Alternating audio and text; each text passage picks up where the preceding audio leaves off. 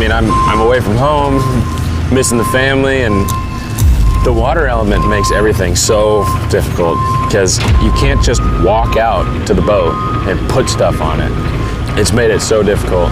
That bomb has me nervous. He has multiple layers of metal shields for the machine guns, a mountain of sand, and a bunch of other stuff to stop the cannons. He still has the tall wall for the projectiles and the soaked mattresses. 5, 4, 3, 2, 1.